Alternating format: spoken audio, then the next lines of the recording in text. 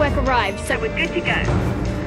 The original Mercenaries presented Grand Theft Korea, putting you in the thick of it trying to bring down 52 war criminals represented by a deck of cards, while blowing stuff up and making a quick buck.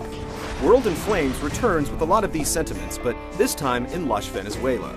The cards are gone, but the cash and explosions are in steady supply.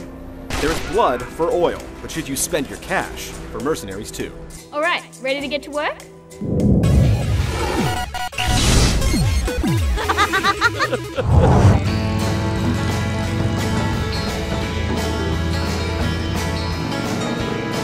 Venezuelan Politico Ramon Solano has hired you at a very reasonable rate for a little job.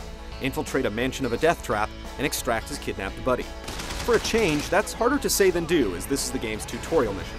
Upon your victorious return, Mr. Solano decides to terminate your services and your life as he moves in for a military coup, closing up loose ends before setting himself up as dictator and oil czar. Alive and fueled by vengeance, you strike out on a quest to topple Solano as one of the 3 available mercs. Everybody pays. Working on making him pay his debt with interest. Extreme interest. It's bad for business. So's this. Now I have to kill you. That's the kind of cringeworthy dialogue you can expect as the story plays out pretty much exactly as you'd expect. Playing as the different mercs doesn't change the story, but it doesn't really matter. You're right, it's not safe, because I'm here and I am pissed off.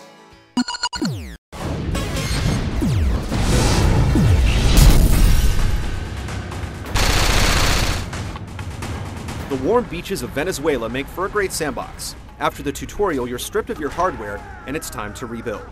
This isn't the slow armory accumulation of GTA 4, though. Well-armed battalions, private militaries, various gangs, and cash deposits are littered across the map, so it doesn't take long to rebuild your arsenal.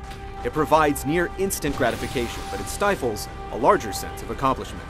Helicopters and air support take some more time and oil to acquire, and as you complete missions and build up favor with various factions, you get some AI helpers to spread the mayhem. The game shows a lot of its hand early on in the tutorial, so the sense of awe from calling in an airstrike later on isn't what it should be, but the urge to destroy is a strong one, and Mercenaries 2 gives you plenty of chances. Co-op lets you tag team the story, with progress saved on the host's side, with the guest still accumulating wealth. The 2 mercs are tethered together by a fairly long leash, and while there is friendly fire, there are no competitive modes. It's fun, but with only 2 players, a lot more could have been done. While the 52-card deck has gone AWOL, there's still just about as many missions. You'll be taking down head honchos, stealing vehicles, marking locations, and of course, blowing things to Kingdom Come. There are also the more mundane missions like racing through gates, and compelling side missions that allow you to bet on your success. The factions also provide missions, and choosing one side over another will affect how they respond to you, but it's always easy to make peace. Let me in, or I kill you all. Tell you what, do us one more solid, and I'll buzz you in. Objectives are always branching out and opening up as you clear the game, or you can just paint the town smoky and look for some contraband. As far as open world games go, World in Flames is flexible to how you want to play. The co-op gives some legs to a game that's fairly long by today's standards.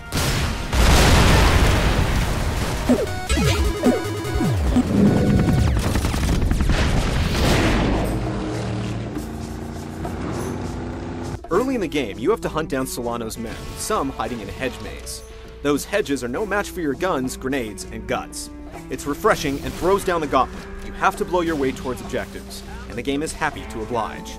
The 3 mercs have negligible differences. One's quicker, one finds more ammo, and Mr. Mohawk regenerates health faster, so it ultimately becomes a preference of whose butt you want to look at or which repetitive one-liners wear on you the least. I was hoping for a tank. I will call you Lobisa. Let's kill a whole lot of people now, Lobisa. Despite their number, there's not a great deal of variety to the missions. Big guns are usually the best answer, and while it's hard to fault an action game for supplying action, the sandbox design and scale beg for some more variety. It doesn't help that everyone seems to have gone to remedial boot camp, standing around like marks waiting to be slaughtered. Their lack of tactics is made up by their sheer numbers. The challenge is often more in invoking an entertaining experience than planning the perfect ambush with an all-too-generous rebounding health meter. Mercs 2 presents a solid ride, packed with action and some laughs, but you'll get the same thing out of the last hour than you got out of the first. The primal urge to make things go boom is just enough to drag you across the finish line. Carjacking minigames don't make up for inept AI and cookie-cutter missions.